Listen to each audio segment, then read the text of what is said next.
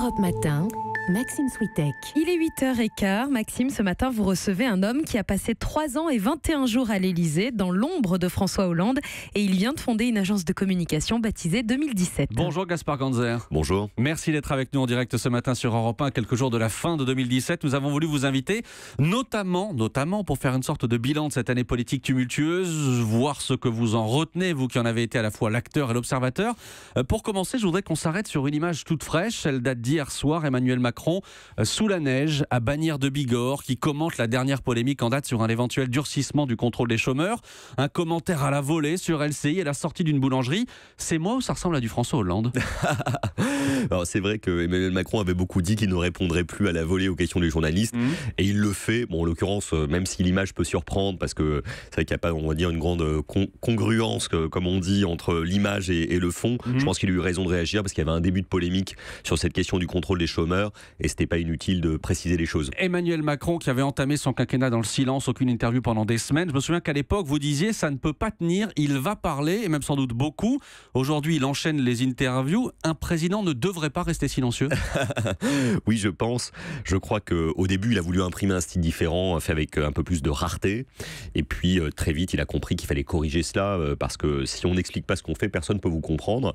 Et donc, d'ailleurs, comme par hasard, depuis qu'il a recommencé à parler, même si ce n'est pas la seule cause, il remonte dans les sondages, parce que certainement, les Français comprennent mieux la politique qu'il mène. Ça veut dire que la fonction impose la prise de parole ? Je crois que dans une époque de l'hypermédiatisation, de l'information continue à la radio, à la télévision et sur Internet, dans une époque de révolution médiatique et numérique, il est nécessaire de parler régulièrement, pas trop souvent non plus, pour expliquer ce que l'on fait, parce que sinon on ne comprend pas ce que vous faites, tout simplement. Il a cette phrase hier soir, Emmanuel Macron, une phrase qu'il répète d'ailleurs à longueur d'interview: on fait ce qu'on a dit.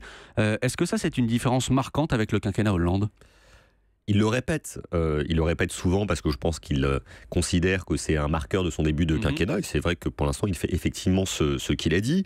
Après, je pense que les journalistes feront le compte de ce qu'il a dit qu'il allait faire et qu'il n'aura pas fait au final, parce qu'il y aura certainement des choses également. Et sur François Hollande, je pense qu'il a fait quand même 90% de ce qu'il avait dit qu'il allait faire, et puis après il a dû s'adapter aux circonstances, notamment les attentats terribles que nous avons connus pendant ce quinquennat, qui ont nécessité de s'adapter, et puis aussi sur le plan économique, où il a fallu s'adapter à la situation, et il a bien fait de le faire parce qu'on en bénéficie aujourd'hui. Et on se souvient de toute la polémique autour de la loi El Khomri. Sur le fond du débat, concernant le contrôle des chômeurs, vous qui avez été engagé aux côtés de François Hollande, engagé au Parti Socialiste, est-ce qu'un durcissement pour vous serait bienvenu, un durcissement de ce contrôle ? C'est normal qu'il y ait du contrôle, parce que quand on a des droits, on a aussi des obligations, et il faut vérifier que ces obligations sont bien respectées. Le contrôle des chômeurs, il existe, il doit être appliqué. Je ne crois pas qu'il faille faire de son durcissement un totem, parce que sinon ça induit dans l'opinion publique que les chômeurs sont des fraudeurs, ce qui est faux. Quand on est au chômage, en général on ne l'a pas choisi, dans 99% des cas, et ce qu'on cherche, c'est du travail, donc inutile de jeter la suspicion sur les chômeurs. Ce débat, il intervient alors que les derniers chiffres du chômage sont tombés hier, une baisse en novembre de 0,8%. Est-ce que François Hollande peut en tirer une quelconque fierté de cette baisse ? Je crois que c'est un travail collectif. Je vais peut-être vous surprendre, mais Nicolas Sarkozy a fait une grande partie du job quand il a permis à la France de tenir face à la crise de la zone euro en 2008. François Hollande a entamé le redressement du pays, notamment sur le plan de la compétitivité. Et aujourd'hui, Emmanuel Macron en bénéficie largement. Il a apporté sa propre patte en mettant en œuvre un certain nombre de réformes, et puis en apportant un climat qui est très positif et qui contribue à la confiance dans le pays. Mais vous savez, sur le chômage, même s'il baisse, il baisse pas assez vite encore aujourd'hui. Il y a plus de 3 millions de chômeurs, quasiment 3,5 millions. Et c'est un problème, parce que c'est pas quelques dizaines de milliers qu'il faut avoir comme baisse pas tous les mois, c'est beaucoup plus, parce qu'il faut qu'on revienne à des chiffres beaucoup plus acceptables du point de vue de l'opinion publique française et pour tous les Français qui en souffrent. Vous auriez pu, Gaspard Ganzer, être député La République En Marche. Vous avez été candidat quelques jours avant de retirer cette candidature devant une levée de bouclier. On s'en souvient. Est-ce que vous auriez pu défendre ce qui est fait depuis le début du quinquennat par Emmanuel Macron et par le gouvernement ? Alors c'est une chose que je ne regrette pas, c'est de ne pas avoir été candidat finalement. Ça a duré quelques heures, mais c'était quelques heures de trop, et ça a été mon erreur, essentiellement parce que c'était pas au bon endroit. On m'a proposé d'être candidat en Bretagne, alors que moi je suis un Parisien, et si je dois faire de la politique un jour, c'est à Paris et nulle part ailleurs. Sur le fond, il y a beaucoup de choses dans lesquelles je me reconnais aujourd'hui, notamment le renouvellement de la vie politique qui a été enclenché, tout ce qui est fait sur le plan de la politique internationale et européenne, ce qui me tient à cœur. Après, on regarde dans le détail les dispositions de la politique fiscale ou de la politique économique, il y a des choses qui me dérangent un peu plus, parce que moi c'est vrai que je suis très attaché à la justice, à la lutte contre les inégalités, et pour l'instant c'est pas la priorité du gouvernement. On a l'impression. Quand on fait le bilan de cette année, et c'est pour ça qu'on vous a invité aussi ce matin, Gaspard Ganzer, il y a évidemment le retrait de François Hollande. Vous vouliez qu'il se représente ? J'aurais aimé, parce que je pensais qu'il était le mieux placé pour défendre son propre bilan. Mais au bout d'un moment, il était arrivé dans une impasse, puisque la gauche était trop divisée. D'un côté, il y avait la candidature d'Emmanuel Macron, de l'autre, les frondeurs. Encore ailleurs, la gauche de la gauche, Jean-Luc Mélenchon, les communistes et l'extrême gauche.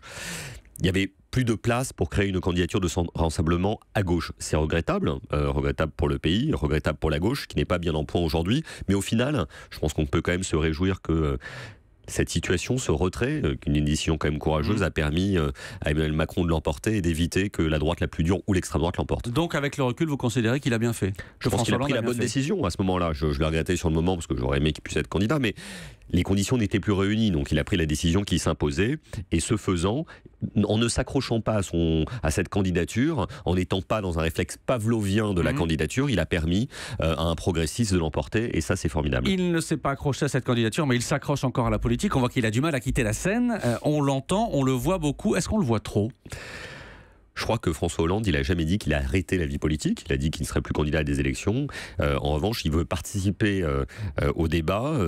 Il tient à sa liberté de parole, vous savez, je le connais bien, et c'est quelqu'un qui est passionné par la politique au sens le plus noble du terme, pas au sens politicien du terme ou pour des postes, etc. Il n'est pas passionné par le pouvoir, il est passionné par la liberté. Et je pense pas forcément l'impression que ça donne là en ce moment. Peut-être que c'est ce que vous voulez voir, mais je pense qu'il ne parle pas non plus tous les jours, il le fait quand il estime que c'est nécessaire. Là, je crois qu'il est tout simplement en vacances et que vous ne l'entendrez pas avant quelques semaines. Et puis après, s'il estime que c'est nécessaire de s'exprimer, il le fera, parce que je crois qu'il ne s'interdira jamais de dire ce qu'il pense. Mais vous le voyez encore aujourd'hui ? Beaucoup moins qu'avant, parce qu'avant on se voyait tout le temps.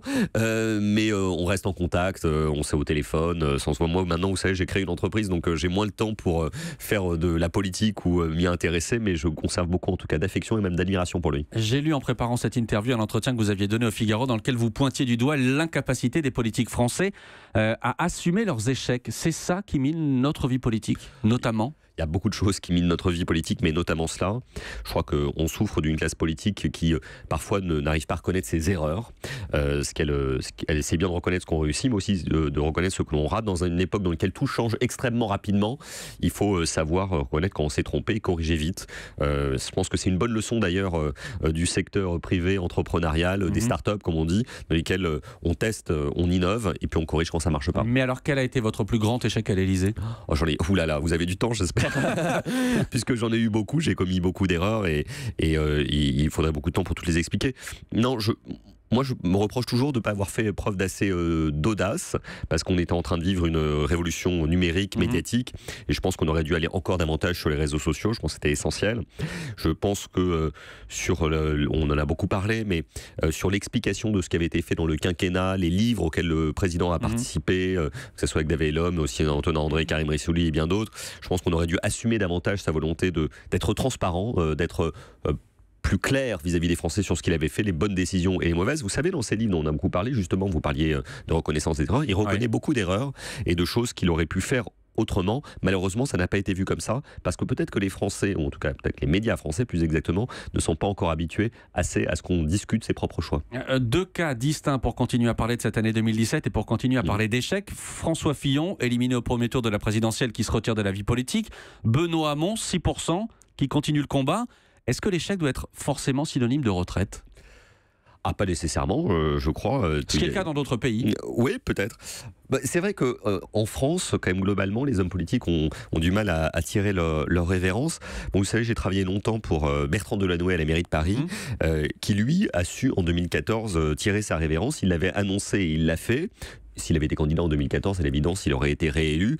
Et il a eu la sagesse et l'intelligence de quitter le pouvoir à ce moment-là, alors qu'il aurait certainement pu apporter encore beaucoup aux Parisiens, et de transmettre ce pouvoir à Hidalgo, qui a été candidate aux élections, qu'il a emporté. Je pense que c'est une belle leçon de savoir que on ne fait pas de la politique toute sa vie, qu'on peut avoir une vie avant la politique et après la politique, et ça, c'est très bien. Mais justement, c'est quoi votre nouvelle vie aujourd'hui ? Alors moi, avec mes associés Romain Abreu et Denis Pingot, j'ai créé une entreprise qui s'appelle 2017, puisqu'on parle de rétrospective de l'année. Ouais. C'est facile à retenir et qui fait du conseil pour les entreprises en stratégie en communication, surtout des entreprises justement du numérique et de la tech, parce que en ce moment on est dans une situation de boom économique et dans lequel il y a beaucoup d'entreprises qui se développent et moi j'essaie de les accompagner dans ce développement. Vous ne conseillez pas de politique? Non. Je l'ai fait pendant très longtemps avec Delanoë, Fabius, un peu Le Foll et Hollande. J'ai adoré ça, mais il faut savoir tourner les pages et moi j'ai tourné celle-ci en tout cas. Bon, vous conseilleriez quoi, je vais vous poser quand même la question, à Emmanuel Macron pour ses vœux du 31 ?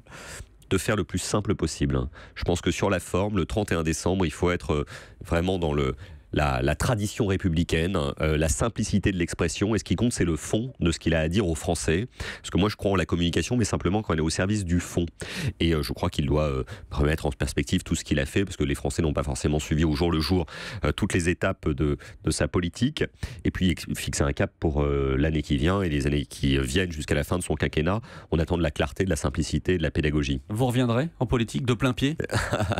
Écoutez, on verra. Pour l'instant, j'ai envie de réussir cette entreprise que j'ai créée. Ça part bien, donc j'espère que ça va durer. Mais il faut jamais dire jamais. Fontaine, je boirai plus de ton eau. Dans quelques années, je referai peut-être de la politique, mais cette fois, ce sera pas pour conseiller quelqu'un, ça sera pour être candidat à des élections, mais je ne sais ni quand ni où encore exactement. Merci Gaspard Ganzer. Bonne fête à vous, parce que c'est aujourd'hui la Saint-Gaspard. Quelle chance. Ben ouais. Merci à vous Gaspard Ganzer. Je rappelle le titre de votre livre dans lequel vous racontez vos 3 années à l'Élysée, 3 ans et 21 jours comme disait Anissa. La politique est un sport de combat. Merci à vous. Merci beaucoup. Europe 1.